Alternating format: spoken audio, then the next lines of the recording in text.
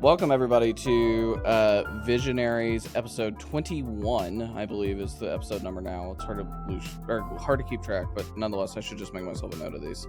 Anyway, thank you all for joining us today. Super excited to have this discussion. We're joined today by the CEO of T1, the international esports team with competitors across the world, including in South Korea, where I would assume they are the most famous. And they're competing in the World Championship and a bunch of other, or the League of Legends World Championship and a few other things right now. So today we are joined by Joe Marsh, their CEO. Joe, how you doing? I am doing great. I'm just waiting to train up to New York in a couple of days to watch the rest of the groups. Yeah, your team has been doing really, really well for themselves for the most part. So I don't think that's surprising anymore. But I always I think it's fun when they're a part of the event because it creates sort of the who beats them like narrative in a way, right? Because you guys are the dynasty, one of the few in the sport. So and pretty consistent at winning. So I think that it helps the narrative through the entire event when T1's participating. I think for us, it's kind of, we're damned if we do, damned if we don't. We, even if we have an all rookie team, which we predominantly had last year and kind of this year, you're expected to go speed run 6-0 in groups, 3-0, 3-0, 3-0.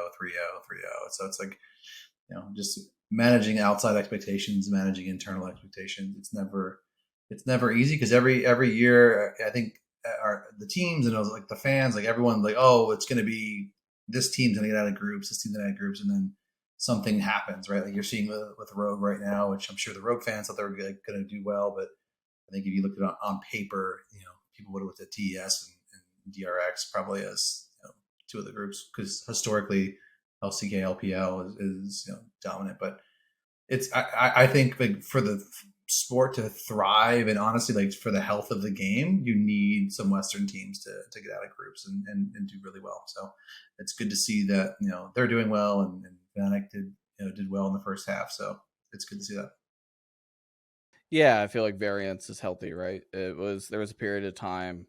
I mean, I would say T1 was kind of the pioneer of this, and I was there in the moment that it broke. But for 2 years there, in like 2013 and 2014, the game felt, at least at an international level, pretty stagnant because they just won everything, and it felt like they were 10 steps ahead of everyone else, and the rest of the teams were just lagging behind. And then what changed was the 2015 MSI moment of losing to EDG, and really made it feel like the game was more competitive than maybe people would originally thought. So I think you're right. I think variance is helpful.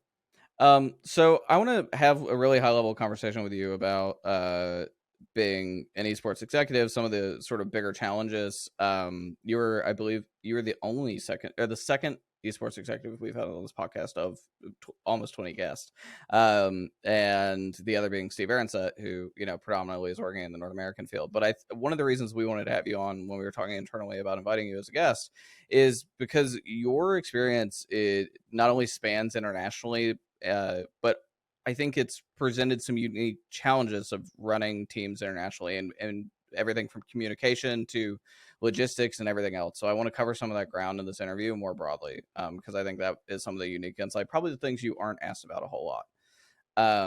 So I want to start there. When you and I first met, you were working on the business development side of the Philadelphia Fusion, the Overwatch League team that's owned by Comcast Spectacor, the parent company of the Fusion and co-owner of T1.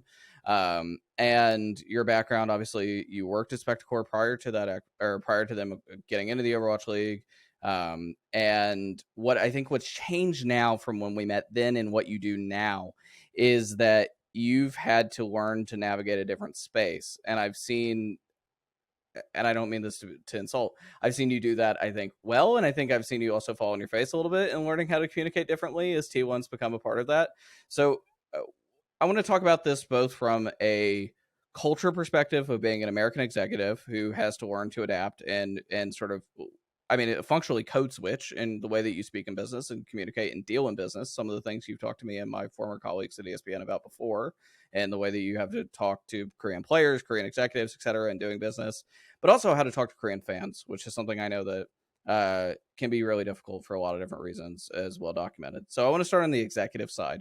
Moving over from working in American business to working in Korean business, what would you say the biggest challenge has been learning to change what you do functionally at the highest level? I think a lot of it is, the American style of communication in the boardroom or in meetings is very like who can yell the loudest, and then the rest of the people will stop talking and you can finish your point.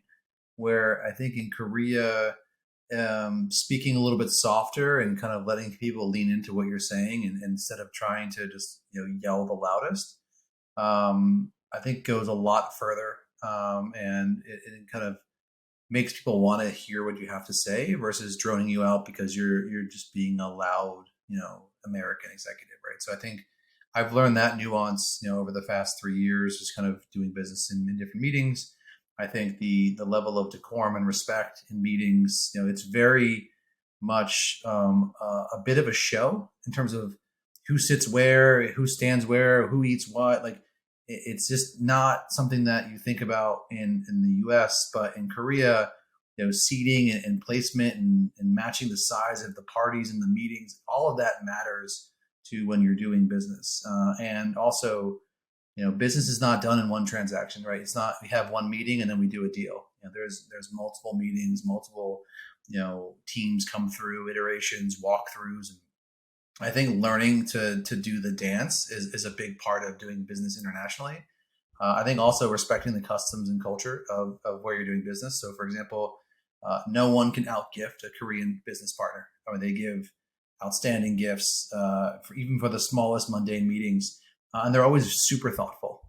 And so that's something that I've learned over time. Where in the U.S., that's not part of the culture typically, but in Korea, it very much is the gift giving culture, the respect for holidays, respect for kind of the work life balance, and honoring those countrywide days off. There's days of dark periods where you're not picking up the phone or emails and stuff. So it's very much different from what you see in the U.S., where it feels like you're working 24/7 because the boundaries aren't as respected as they probably should be, and especially in our space, which is kind of a weird time zone because you are working across multiple time zones. You have teams playing in different areas. Like so, there's no 9 to 5 Monday through Friday. You definitely are a 7 day a week kind of operation. So it's just learning how to balance all that out is definitely a really important part of it. Can you talk a little bit about the origin of the partnership that you all built? Because I don't think, I think obviously you all have been partnered with SK Telecom for a period of time now, but I don't think you all have really talked about the origins of that and in all that much depth, how that came together. I remember it was very surprising news when it actually happened. So can you walk through for people a little bit of how that bond came to be?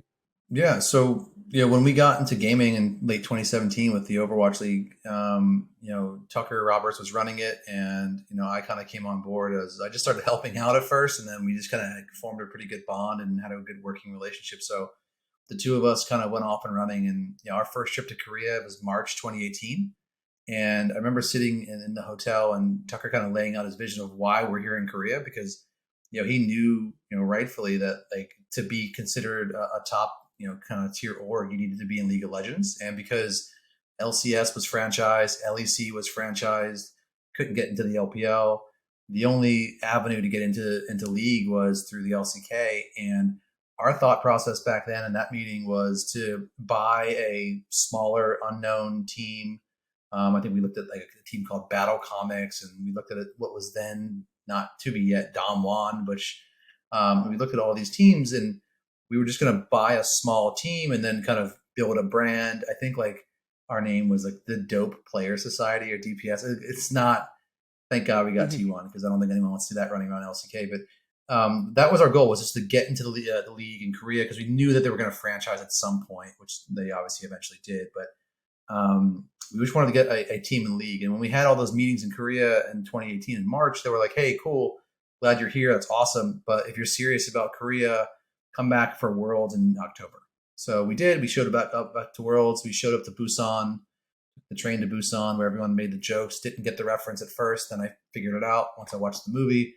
And we went to the matches and popped over to a restaurant. Had some dinner with the LCK officials. It kind of leaked that we were there, and it was for the first time in our experience, positive that Comcast was looking to get into gaming in Korea. It was seen as not a negative, which is for us a great feeling. And they listed all the teams except for two, SK Telecom and KT Rolster, because conglomerates wouldn't partner with anybody. And for us, our last meeting before we left Korea was with SKT. And what happened was Tucker ran into Jason Lee, who's on the board of T1 now.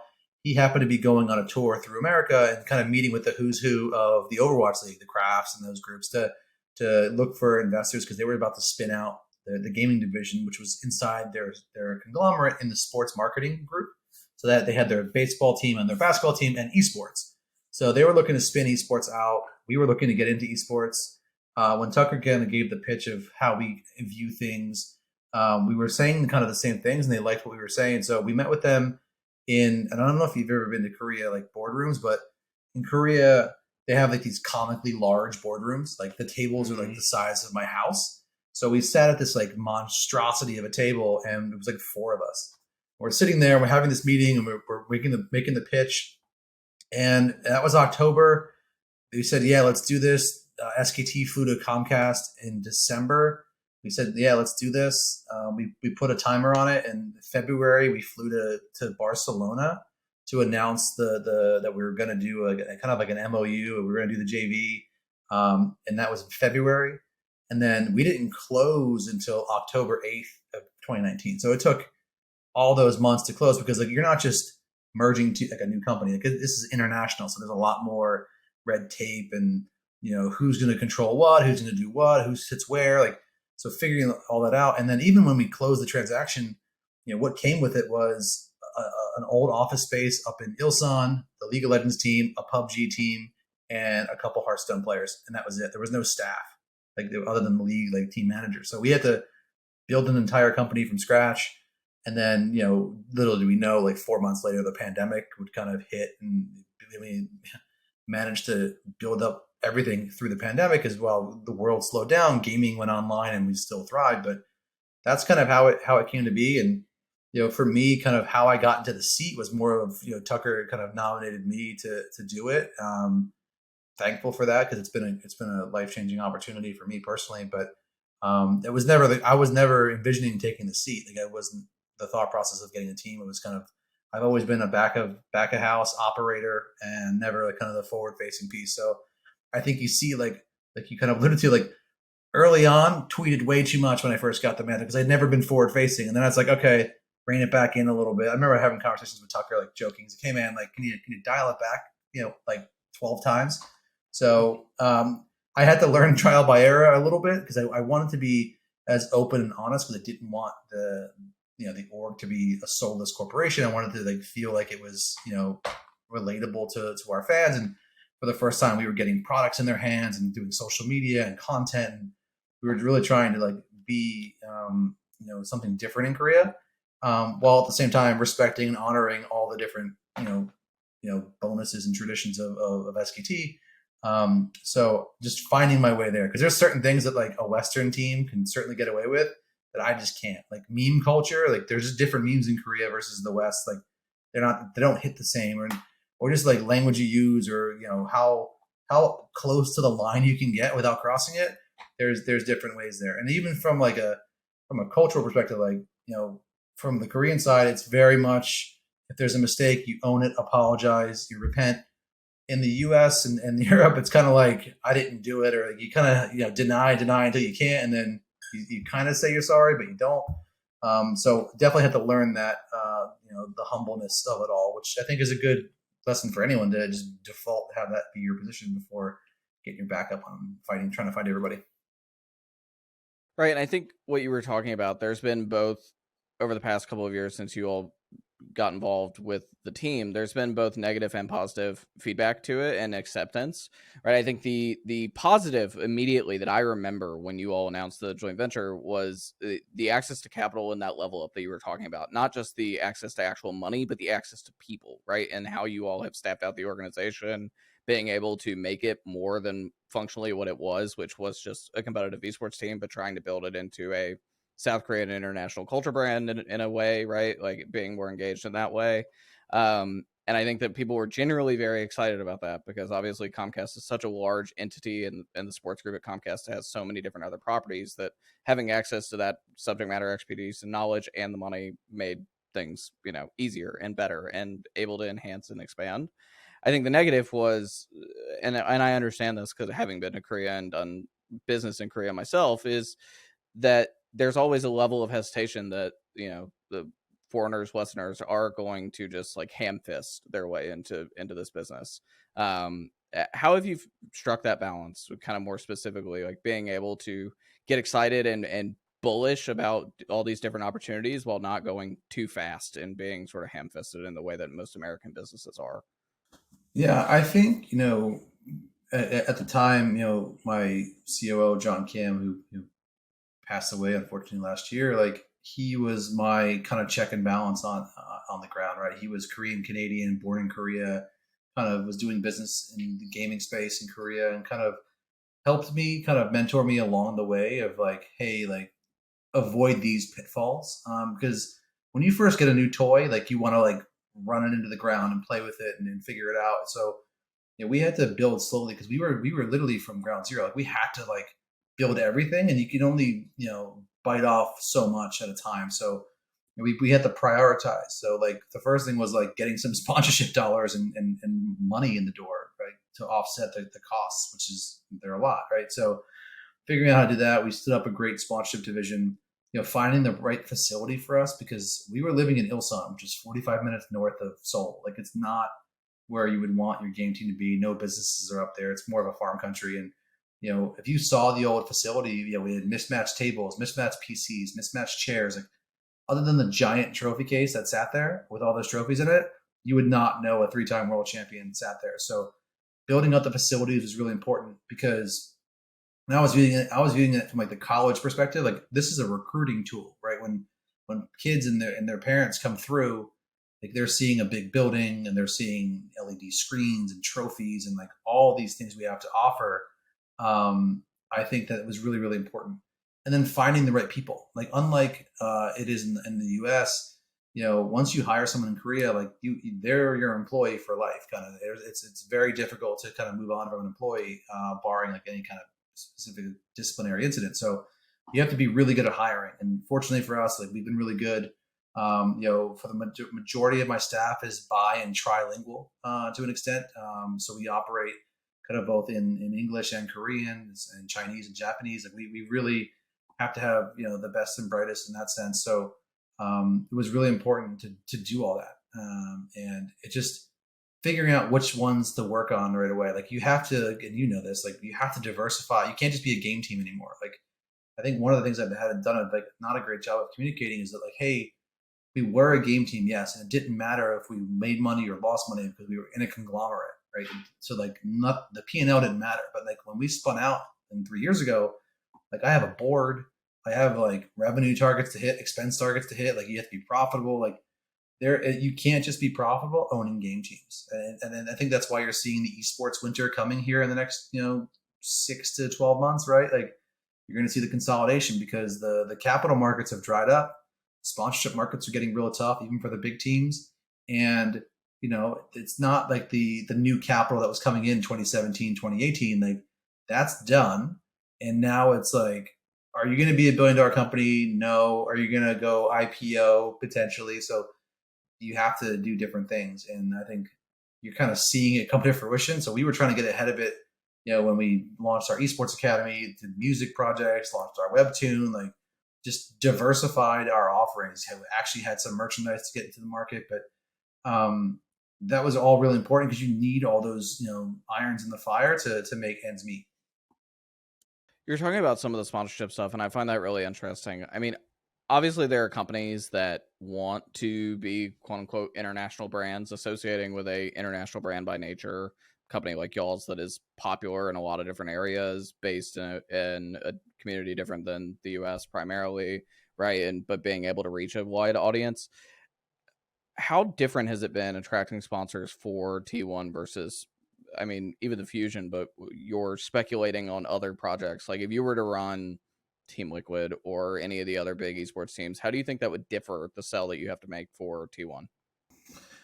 So I think for us, the benefit of like Team Liquid and TSM and G2 and Fnatic and the 100 Thieves, they have access to Western sponsorship dollars, the US market, Europe, right? So there's a lot more money in those markets versus South Korea. There just is. There's more companies, and so for us, our kind of story is like, look, we're obviously the big show in Korea, Southeast Asia as a whole. We're one of the most popular non-Chinese teams in China. Like, if you're looking to market in Asia and have access to a true generational talent and Faker and what he kind of transcended esports at this point. He's truly an international celebrity, especially in Asia. We can be a vehicle for you, right? And I think you look at some of our partners like Red Bull, BMW, Samsung. Like those are international deals. Like Samsung happens to be based in Korea, but like the other two are based out of their HQs, right? Germany and Austria. So I think it's really important to kind of have both a good mix of local and global sponsors, because not every sponsor wants to. They don't care about the global nature of the business, right? Like you look at the LCK; it's the most watched league in the world, with probably the smaller dollars coming through compared to the LCS, which is like the least watched big league. So, but they have good money coming in from the Grubhubs of the world. So, how do you balance that out? And I think economics will always be at the debate. I think I have this debate with Nas every time I see her. It's like just give me a skin, like one skin a year to start off, make it a mid lane skin, make it a Zir, split the revenue 50-50. It could fund my entire team. Right. And I think a lot of other teams would have the same way. Like, I've been advocating, to no avail. Obviously, you can't go back, but like, I would love for the LCK to unfranchise and go back to the old relegation model, because I feel like it has a healthier ecosystem for us in Korea.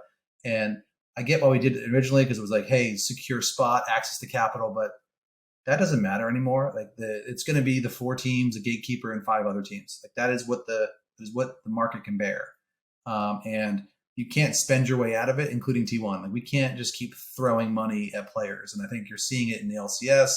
You're probably going to start seeing it in Korea as well. Like these big money deals that were strewn about the past few years, and you saw it in Overwatch League as well. Like it's drying up because it's not sustainable, because the revenues are not outpacing the expenses anymore, because the markets are getting tighter. So how are you going to differentiate? Like, what are you going to do differently to get there? So you can be like EG, and you can say you're the scouting team and the analytics group, and we have our esports academy. So I'm seeing 14, 15-year-olds come through our academy that can be high potential League of Legends players, and I'm getting first look at them. Right, I can sign to my rookies team right away. So you have to figure out like what's the play.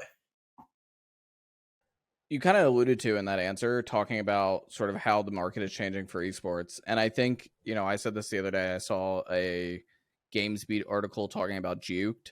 And what really made me upset about that article is that it made a direct made a direct causation between the macroeconomic environment of the world, that things are heading towards, by most accounts, heading towards a recession of some kind. And that was the reason that esports is having fiscal issues more broadly. I don't think that's true, and it made me really upset that was mentioned there. I think that they're correlated, not cause, or there's not causation, there's correlation. I think they're happening in tangent or simultaneous to each other, parallel to one another. But I still think esports would be in a pretty rough spot right now, more broadly, or in a correctional spot, being corrected as an industry, even if the macroeconomic environment was better. But what do you think the cause of that is? Like, if you had to high level, and obviously, like, I know this is hard to talk about. A lot of executives I talk to are happy to talk about this stuff on background and not on the record, because they want to continually perpetuate the lie that everything's fine and dandy because they need to raise capital tomorrow. But what would you say the broader thing is about, or broader issue is with esports right now? Would you attribute it to audience? Would you attribute it to like growth not being as rocket shippy as Newzoo would want to tell you in 2018? Like what's going on here? What's the problem? I think it's a couple things. I think one is the unsustainable nature of spending. Like when everyone was trying to keep up with the Joneses, like you can't sustain buying an individual player out for $4 million and then paying them $3 million a year. Doesn't work. Maybe it works for Liquid and TSM. They have sustainable, profitable business because they have really good bolt-on businesses outside the teams. But for the larger ecosystem, doesn't work. I think the franchising model, it definitely felt like when Overwatch League did it, other teams, leagues try to mimic it. And what did the money get you, right? Other than a reserve slot, like it went somewhere. It didn't go to the teams. It didn't go to developing skins for the teams to get a piece of. So like I think not having the cohesive revenue streams for publisher and teams is really, really one of the big hindrances, I think, for all the teams. Because if there's, if there's a CS:GO or the Dota style revenue based split, like you look at TI where we have in-game economics, CS the same way, like that goes a long way. Like you hear teams talk about how much they made in skin sales, $500,000, $2 million. Like imagine what do you think a T1 faker skin would get me, right? The average skin for League does really well.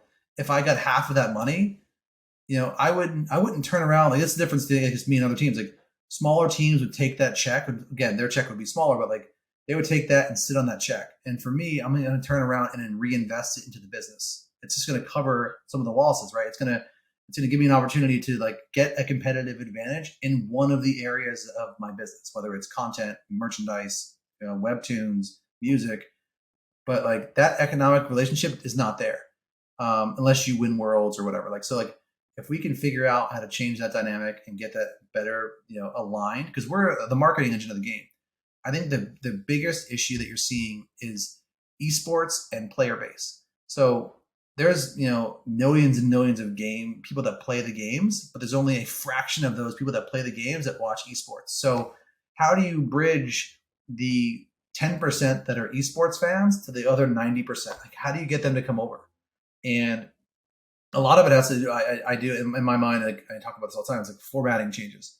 Having more events in person, world style events. Like, there's nothing that like a competitive esports event in person. Yeah. It hits different.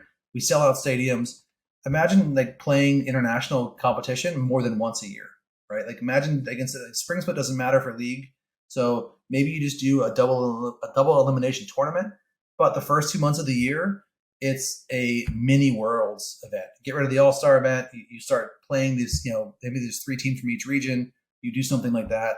It creates buzz. You figure out how to make the solo queue servers better. You have teams boot camp in the different regions. Like you have to try something different because like you can't keep going, definition of insanity. You do the same thing, expect different results. Like that relationship, you have to figure out how to get like the casual game player to like enjoy esports and like why they should want to like. It's like I play basketball, but I don't watch the NBA, right? It's like, well, why not? Like, what would get you to watch esports or League or Valorant or Dota, like whatever the game is? Like, how do you get that? Making it accessible, having there's plenty of content, right? There's content creators, like that's not the problem. It's just like we're targeting, like, and we do a great job of the interested parties. Great job of marketing to them. Like, how do you market to the other 90%?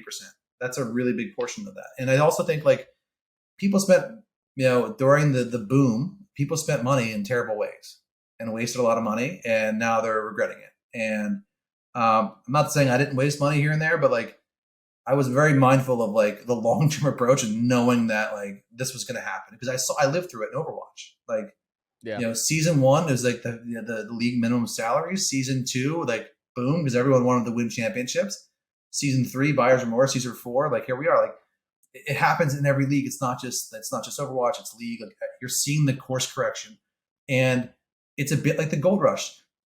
The miners are not making any money, but the guy that sold me the helmet and the pickaxe, they're killing it, right? The agents are doing great. The players are doing great. And the problem is the fandom, they've never transitioned from like, these are just a game team, right? So like you have to do content, you have to do sponsorship and ads. Like you have to do all these things because the kids are getting paid millions to do all the other things, not just play games anymore. And I think like that educational process. And I think some people get it. And then some people realize that like, hey, I can just go be a streamer, have way less stress and make if just enough money or even more money than I was making as a player. And that's what you're competing against is like the option of like not having to grind it out for these, 10-hour scrim blocks and all the other stuff. Taking a quick break from this episode to have a word from our sponsors. The journey of my career has been pretty fast paced. I started writing at 17, and within 16 months, I went from having never written a published article to landing a job at ESPN as their youngest talent hire ever. With that fast-paced career, I've often found myself struggling with imposter syndrome and with work-related anxiety. But over the past few years, seeing a therapist really helped me guide my way. And if you think you may be feeling depressed, stressed, anxious, and overwhelmed, then today's sponsor, BetterHelp, is here to help you. BetterHelp offers licensed therapists who are trained to listen and help you. Talk to your therapist in a private online environment whenever's convenient for you. And if you're like me, where it seems there's never enough time in the day, you understand how important that convenience is. There's a broad range of expertise in BetterHelp's 20,000 plus therapist network that gives you access to help that may not be available in your area. Finding a therapist can be hard, but BetterHelp simplifies that experience. You start by filling out a questionnaire to assess your specific needs, and within 48 hours, BetterHelp will match you with a therapist. From there, it's easy. Schedule video and phone sessions, message your therapist as much as you want, whenever you need to, and everything you share is completely confidential. You can request a new therapist at no additional charge anytime. I've been seeing my therapist Diane for 4 years now, and when we reflect back on the progress I've made in my life for the better, it's a pleasant reminder of why I started seeking help and the goals I had when we first started working together. Join the 3 million plus people who've taken charge of their mental health with an experienced BetterHelp therapist. Get your 10% off your first month at betterhelp.com/visionaries. That's betterhelp.com/visionaries. So for the people in the audience, if you want to be able to ask Joe a question at the end of the space, you can submit those using hashtag Visionaries podcast. Please come ask him. We will bring you up towards the end to ask those questions. And thank you all for listening as well. So, Joe, I want to ask 2 follow-ups to that, what you just said. The first, I want to ask about the time commitment, because I've been thinking about this a lot, and I want to kind of heat check and see what you think about this. One of the things that really interests me about esports, and I don't know how we fix this other than the games changing the way that they release updates or whatever it might be. I think my working theory is that esports takes way too much time to be invested in, more broadly. Not only do you have to, in the average game, not only do you have to watch the competitions, right, which 16 hours a weekend, basically, right, 8-hour days, etc. But you also have to invest a ton of time in playing the game to be able to catch up, because there is continuous patching, new characters in the case of every couple of months, in the case of most of the games, etc., and patches every other week, right? And so to truly understand that deep connected level, that is a ton of time. We are talking 24 hours a week, and that's a way too much for a lot of people. And compared to traditional sports, where if you grew up playing hockey or basketball or football or any of the traditional sports, right, you understand the base level of the game. You may not be the most knowledgeable, technical dump of one of the sports. However, you have enough to be able to connect, and all you have to do is watch the games, right? That's it. And if you're only watching your favorite team and you're not invested in sort of watching the whole thing or fantasy or whatever else, I don't know, it's a 3-hour commitment every week. It's really not huge. Do you think that's part of the problem, is that this takes way too much time to be deeply connected to versus kind of its traditional sports counterparts? There's too many games. It's like baseball in the sense of you don't need, the season shouldn't run from January through November. The season, because there's no incentive to win spring, right? I mean, the spring, I was saying someone the other day, the LCS teams should just come to Korea and boot camp for the first half of the year to play on solo queue, boot camp in Korea, scrim the teams over there, and then show up for the summer split and play, and then get into Worlds.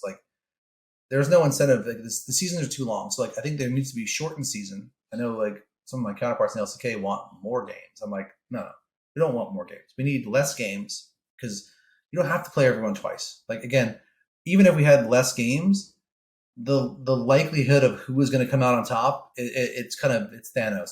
It's inevitable. It's the same, it's talent driven, right? It's going to happen. Yeah, once in a while you get an underdog team, but those days are pretty much gone, because everyone's spending good money. Everyone knows who's the best players. You buy them, and that's what you do. So if you catch lightning in a bottle like Griffin did, where they had all these kids come up at the same time, that's different. But yeah, there's too many games. I think there's an accessibility problem in the sense that unless you know League of Legends or Dota or Overwatch, it's hard to just jump in. The only exception to the rule is Rocket League and Counter-Strike and Valorant, because you can understand shooting and a car hitting a soccer ball, right? So that's why they're good on TV, because you understand what that is. You can pick it up pretty quickly if you're flipping channels. We need a way to the dumbed down broadcast, like the Manning broadcast for League of Legends. So like, is that double lift and Tyler one? This like breaking it down for somebody? Is that LS? Like someone needs to like explain in layman's terms what all these things are, because the itemization, there's so many different things and Drakes and Barons and like, it's like it took me years to figure it out. I didn't play League until I got into T1. So like I mean I only got knowledgeable because I would watch scrims literally every day. So I'm seeing 6 hours of scrims every day plus the matches. So like now I'm like, okay, like I get it and I can see how things are going to unfold.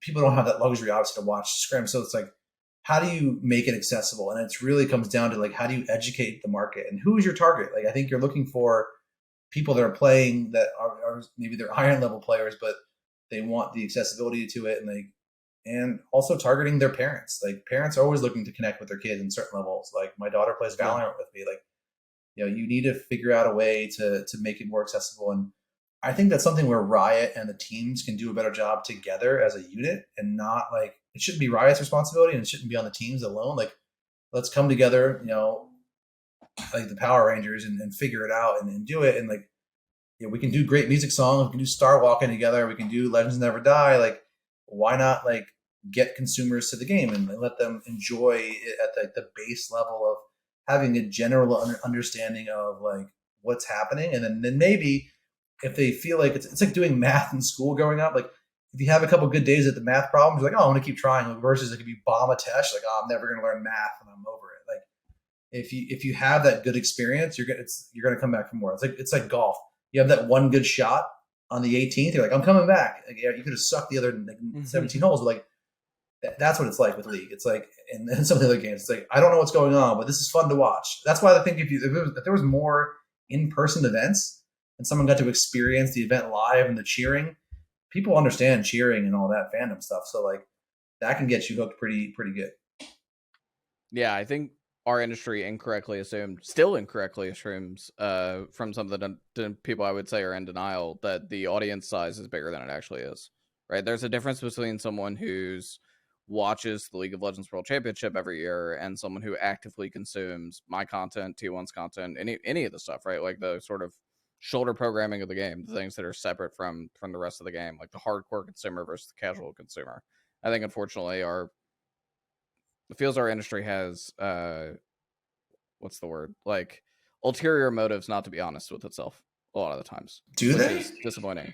Yeah. Because the Totally do. conversations I have with like other owners are like, we're all saying the same thing I'm saying. Maybe they don't say it like to you guys, but like we fear about the same stuff. We worry about the same problems, and like some of us will like speak up about it and have the cachet to be able to do that. I think like if a small team owner like speaks up, it's like go back in the corner, like no one wants to hear it. But like if some of the bigger voices start saying, "Hey, I think we have a problem," and with enough runway to change it, you can't say like on Thursday, "Hey, there's a problem," and it's Friday. Like no, that doesn't work. But if you can like identify and like propose solutions, I hate when people like, "Hey, there's something wrong with this," but have no solutions for it. Like I've proposed just on this chat like 100 things, and I've said these to people like, "Hey, what about this? Yeah. What about that? What about this?" Like I proposed something to Riot in Korea. I was like, "Hey, the last game of each split, right? The final homestand, because not everyone makes playoffs, or they don't get to experience the stadium. I was like, why not take all 10 teams and do 5 matches in one day and make it at a small arena? Let the smaller teams that aren't going to make playoffs get the experience of playing in front of a crowd, and do a bigger day versus like 2 games here, 2 games there. It's like the same rinse, repeat, rinse, repeat." And they were actually receptive to that one of the many suggestions I've had. Like I think they liked that one, but you have to try something different to differentiate our product, because like LPL is crushing us on viewership. Like they're getting the sponsor dollars in. Like we have to innovate with the other regions to be able to sustain. I don't doubt that. Like, and I want to point out you're in a slightly privileged position here in the sense of like the financial backer of your organization is one of the most valuable companies in America, and the other one is one of the largest companies in South Korea. Your access to capital is way easier than No, the it's not. startup. It's actually harder.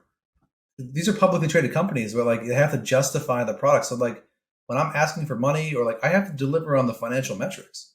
Like I get beat up in board meetings, probably worse because they're getting scrutinized from a public perspective. So like for me, like I think not having third party capital is actually harder because people think it's easy to ask money from SKT and Comcast, and it's not. Like I would say it's harder because they have to justify where the dollars are going because they have shareholders to look for. Public earnings So report. like Yeah. yeah, I have it easier in the sense that I don't have to go like God forbid I ran out of money tomorrow. Like I get it, like I'll be funded, but there's something to be said for like going to the markets and getting that third party justification of your, like look at what 100 Thieves has done, right? Like they've gone out and they've raised and they raised, and now like they're using the game as like one of their new avenues to generate money. Like they've done it the right way and they've built a brand from scratch. The issue is the people that like had bloated valuations a couple years ago and now they have no revenue to show for it and they can't raise new capital because everyone's taking a down round, and that is why you're seeing the esports winter approaching.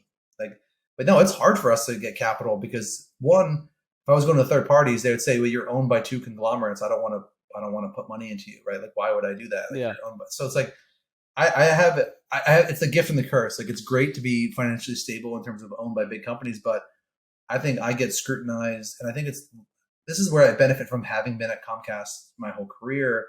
I understand like FP&A, budgeting, delivering on metrics. Like it's not just like, hey, we won the League of Legends tournament. Like, cool. How much money did you make or lose? Like that's and it's like, and how are you going to make it up? And what's your quarter like last? And what's your year over year? Like that stuff matters just as much to us as it does to some of the teams that have a lot of third party capital.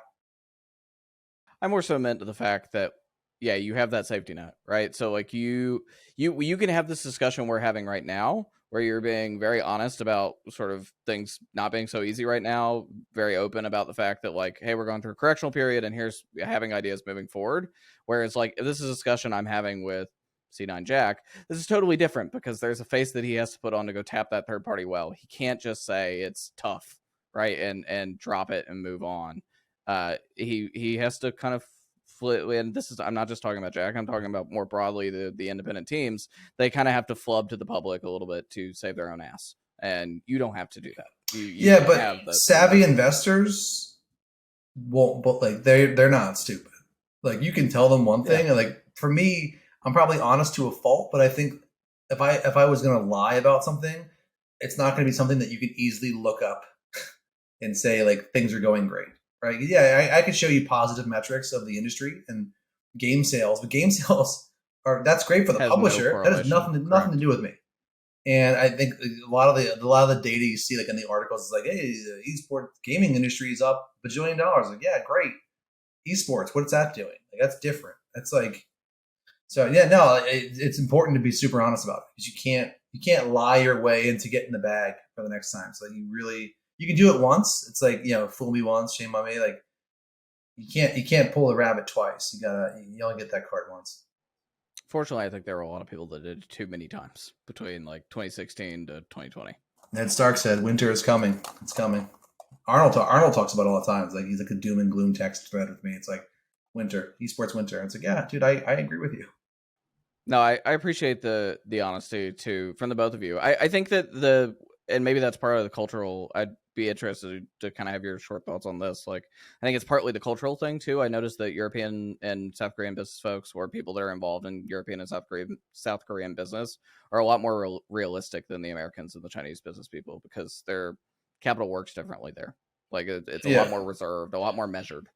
Well, I don't. Yeah, I don't. I haven't done the capital business in China, so I can't speak to that. But yeah, I think Europe. Yeah, it's very matter of fact. It's very much like, I mean, look at what happened to Astralis, right? Like you look at once you're publicly traded, there is no fibbing, right? Like you can see it all, and DRX is about to go public.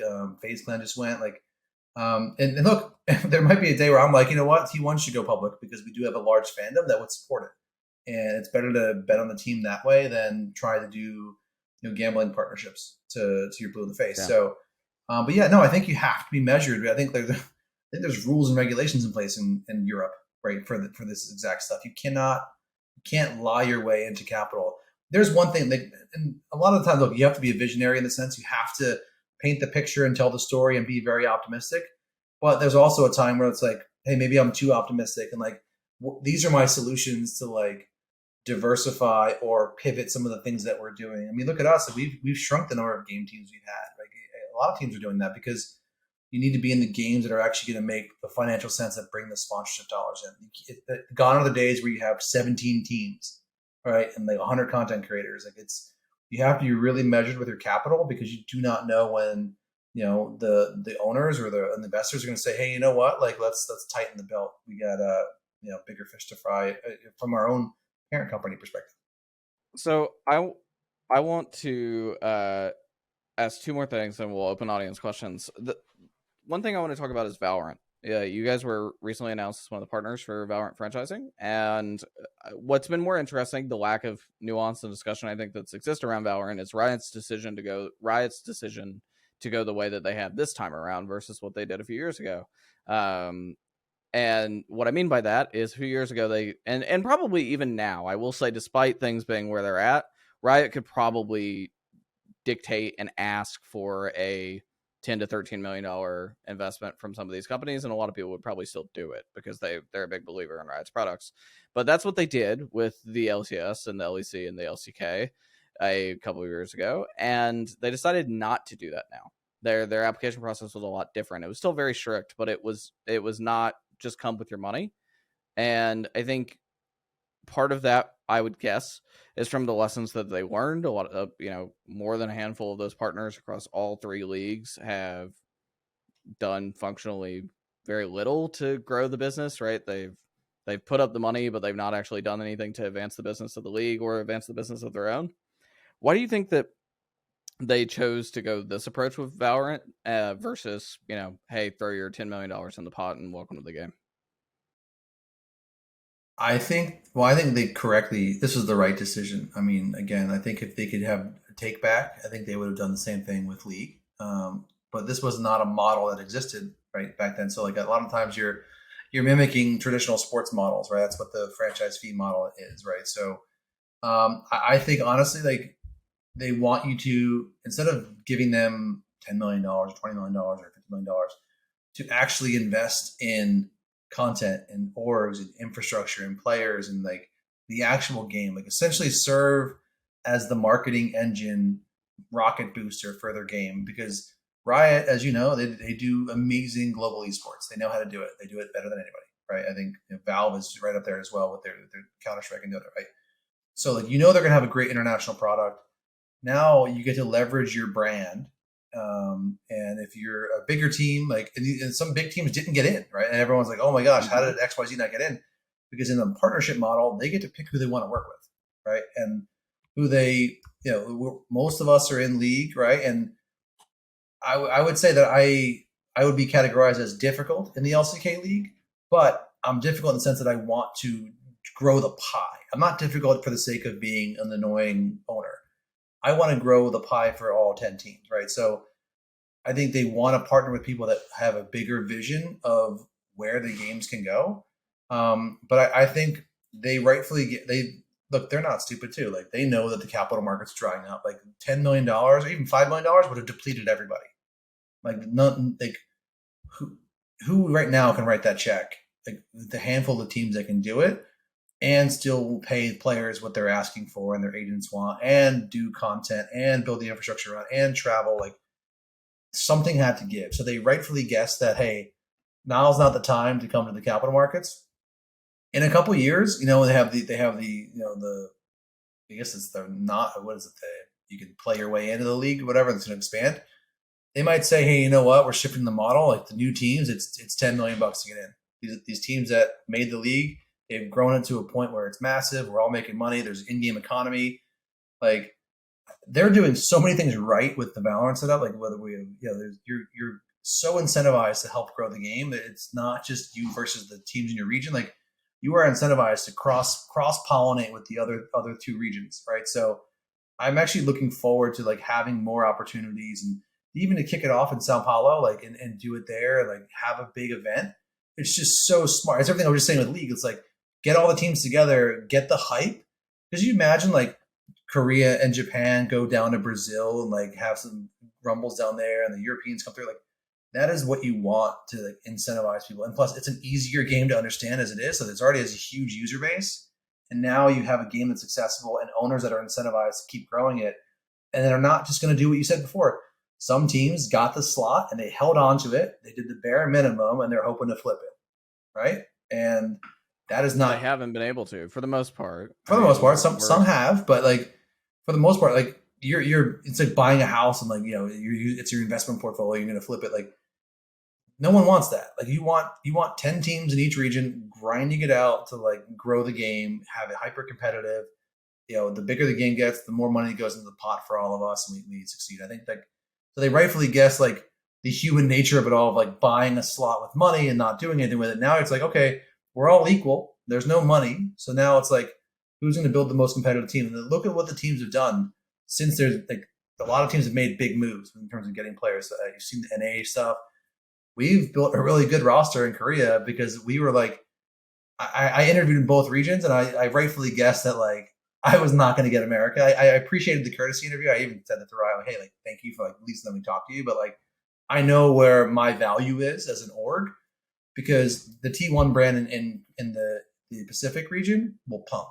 And if there's in-game economies, sign me up. I think you'll see a lot of people, be excited about that. So, and I have the infrastructure in place, right? Versus trying to like build something new in California. We're in Seoul, like, just pop into floor 2 and you're good to go. So, yeah, I think they did the right thing. All right, I lied. I have 2 questions, unrelated to one another, but I want to pick your brain on both. Mm-hmm. So, first, I want to ask about G4. It is part of y'all's portfolio. I know that you've gotten more involved in G4 over time than you were originally. And I don't think it's unfair to say that it's been a difficult business over the past 18 months to figure out. G4, when it went off air in the mid-aughts, or late aughts, 2014, early 2010s, it was... gaming culture was very different. It was more niche. The type of humor and everything else that those people appreciated is very different than the gaming audience now. And you all have evolved and shifted and changed the programming several times at this point, are still actively changing the programming, and recently went through a round of layoffs as well. I want to ask you where you think the future of that business is and where what needs to happen for it to be internet successful, because I understand TV programming is very different and the economics of TV programming are different, but long-term internet success in a different kind of programming world than what it was previously. Yeah, I think when G4 originally went off the air, like Twitch was 3 years old at that point. Like it was just the TV, I think, still. So I don't know. I mean, like again, like I think it's still too early to tell. I think again, like I think the value prop is like if the content resonates digitally, like it'll do fine on linear. I think it's it comes down to the type of quality you're putting on the TV. Like you don't need to have today's show quality on linear. Like there's ways to get content on there. So I don't know. I think it's too early to tell. I think you have to have a right mix of the shows, the talent, like the marketing behind it all. It's just kind of it's a magic formula that I think you have to solve for. And there's no one answer solution. It's like, oh, if you do this, like they'll come. And I don't know. It's a good question. I'm not sure though. So the last question I want to hit you with before we open audience questions, I think Prime from my staff is going to lead that off because he has a good one, is that if I'm correct, this is a contract year for Faker, right? In a month and a half? Yeah.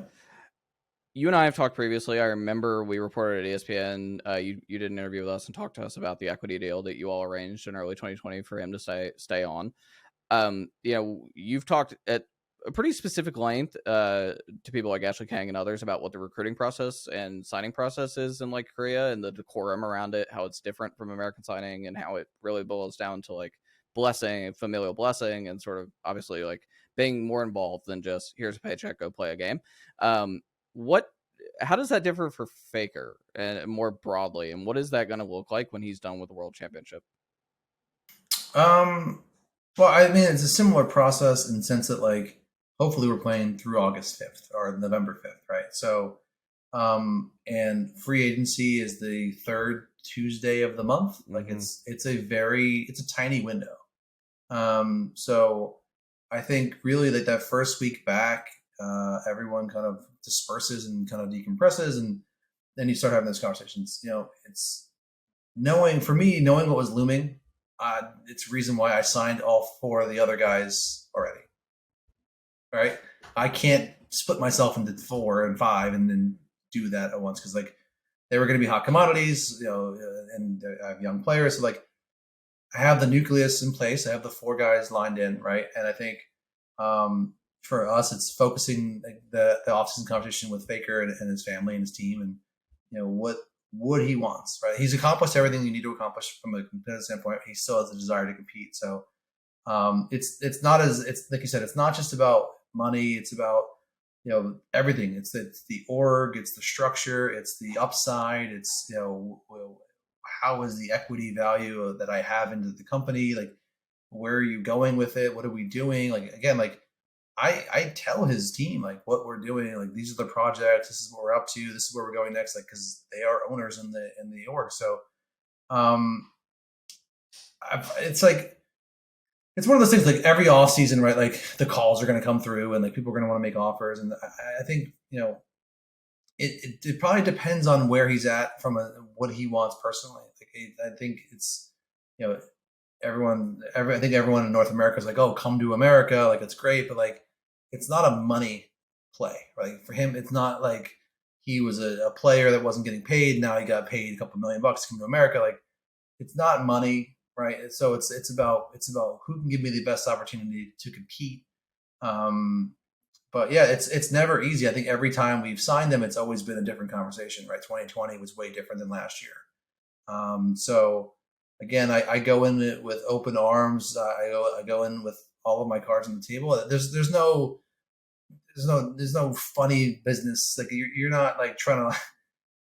I'm walking in like this, like, hey, like we've had a long enough relationship where this is a mutually beneficial relationship. Like we can have pretty open and honest conversations, and if not, like you're not trying to sign an 18-year-old or 17-year-old kid. You're signing the face of your franchise, and you've seen it in traditional sports where Tom Brady moved on and stuff like that. So like I want Faker to be like Ben Roethlisberger. He's staying there the whole time. John Elway, same thing. Like you want to keep the player in the mix. And I think, again, if you look at everything we built around Faker as a player, the organization, like the infrastructure we put in place, like we're trying to be incentivizing him to see that we're building great things that he wants to stay and be a part of it. Because I want him to stay, until he's 75 years old, right? So you want him to be feeling great about what we've built, and he's a huge part of all that. So it's never easy, but yeah, no, it's I'm enjoying. I'm with his family on Thursday. We're watching the game together,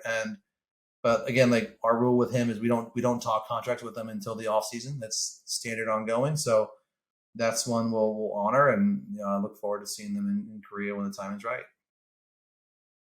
Cool. Well, we're going to open up to audience questions now. You can submit your audience question while Prime asks his using hashtag Visionaries Podcast. He'll reach out to bring you up to ask questions. So, Prime, go ahead with your questions. And Joe, this is where you turn up your phone.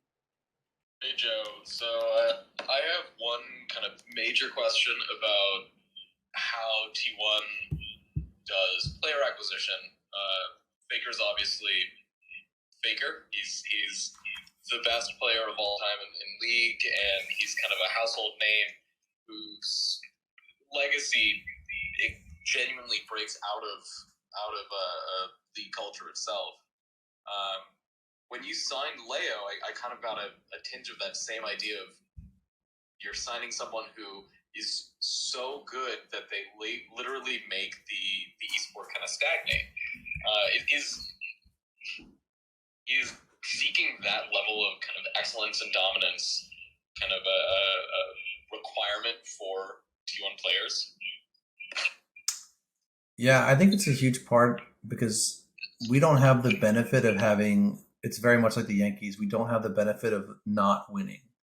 So our fans have an expectation that we're competing in every game that we're playing in, and anything short of competing at the highest level and winning is from a company standpoint, from a fan standpoint, it's not acceptable. So like we try to find people that can transcend the sport. So we have Leo who's done amazing, the goat of Smash. even with Dota, we're still building our program, like to get Anna and Thompson onto the team, and shout out to OG for the loan on Thompson. Like we're trying to make sure that we build that program the right way and have the right personalities. And it's really vital, I think, for us, because we don't have the benefit of finishing 8th. I think that's just not, we just can't do it. We're not wired that way. And also like, our fans, that's not how they're gonna tolerate what we're doing. So either we're in it to win it, or we're not in it at all. And I think that's why you've seen us drop out of certain games, because we just felt like we couldn't build the program we wanted to build, and we put the resources to the teams that we wanted to continue to grow behind. Yeah, something else, Brian. Yeah, so I actually have one more question. With Twitch saying that they're changing the upper bounds for streaming in Korea to 720, do you think that because the LCK is the most watched league or I guess the most watched league in league, do you think that changes some of the calculation for where league esports is shown in Korea? Well, I mean, I've been advocating, and they finally reopened it up. Like when we got rid of YouTube in Korea, I thought Arnold did the same thing. We said it was a huge mistake because we were losing a lot of Southeast Asian regions from that sense. So to stay the biggest league, you need to be available where everyone is, and it's not just Twitch, which is great. It needs to be on Africa. It needs to be on YouTube. We need to be everywhere our fans can consume, because we are a global region. It's not just about Twitch. We need to be everywhere with the product at this point, and we should be on TV in Korea as well. Like I missed the old OGN days where you had TV quality product. Like we need to be everywhere. We need to be on TikTok. We need to be on celebrity. Like we need to be everywhere we can get the product and find new viewers to League.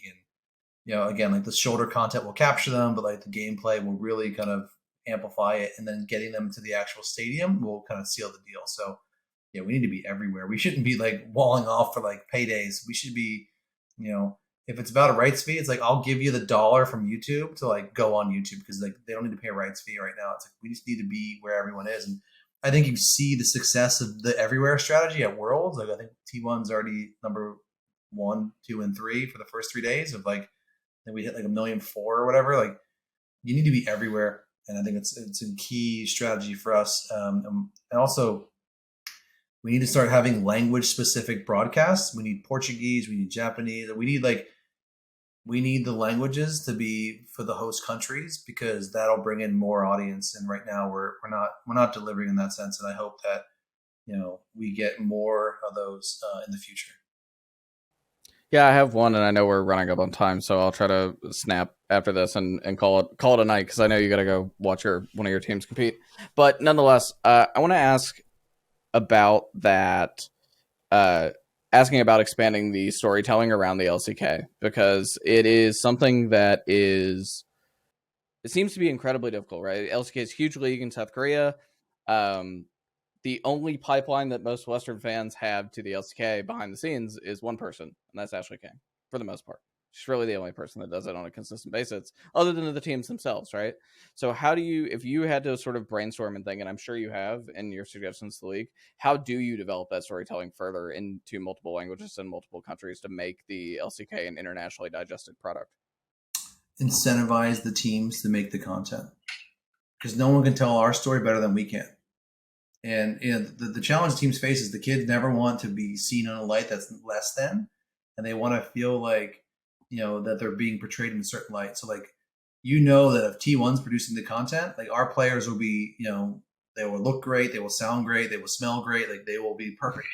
And part of some of the segments that we have to do for these events, like the trash talking segments, they just do not work. Like we don't trash talk in Korea, so like forcing them to like try to be like funny or mean spirited to each other like doesn't resonate.